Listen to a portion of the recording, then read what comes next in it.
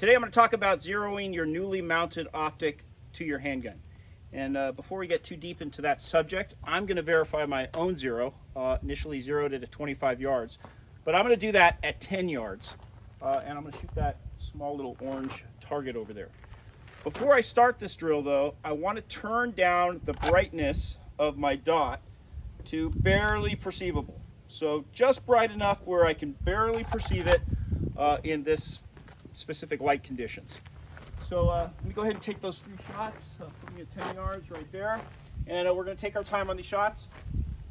Don't need this, right? All right, here we go. All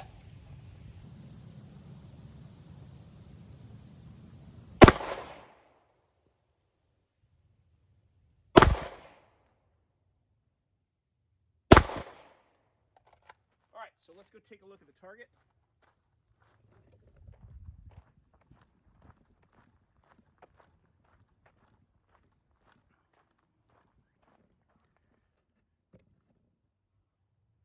Let me move this back just a little bit. There we go.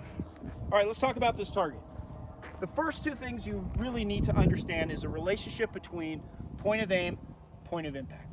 Your point of aim is simply where I am placing the dot. So in my case, I put the dot directly on the X, and my point of impact was about 1/4 inch below that.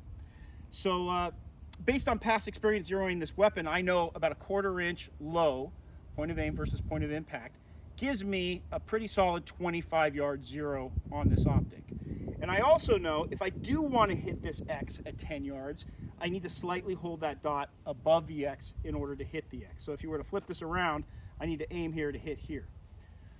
Now that is the easy part of the equation, understanding the relationship between point of aim and point of impact. The hard part about zeroing your weapon is dealing with your own shooting deficiencies. So if I was to put a round here and one up here and one down here, you know, old school, oh, I'll just triangulate it. Oh, it looks like it's in the center, I'm good to go. Doesn't work that way. You're going to have a tough time zeroing in your optic. And what you end up doing is chasing the round to the right, to the left, up, down. You just get frustrated attempting to zero your gun. So what you need is a basis, and that basis has to be that you have the ability to put a tight group on this target, and that basis will establish what adjustment is necessary to reach your desired zero.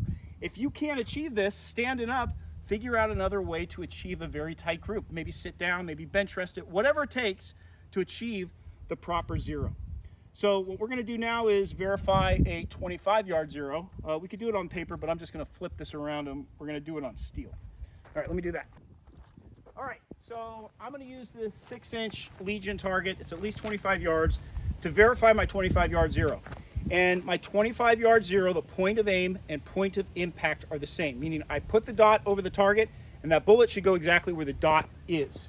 So, providing I don't miss it. So let me go ahead and take 3 shots at that target.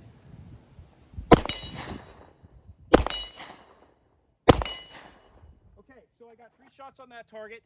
Now I'm going to reach out. I'm going to take a shot at that, it's probably 65 yards, and see if I aim relatively in the center of the target, if my point of aim, point of impact is correct at that distance.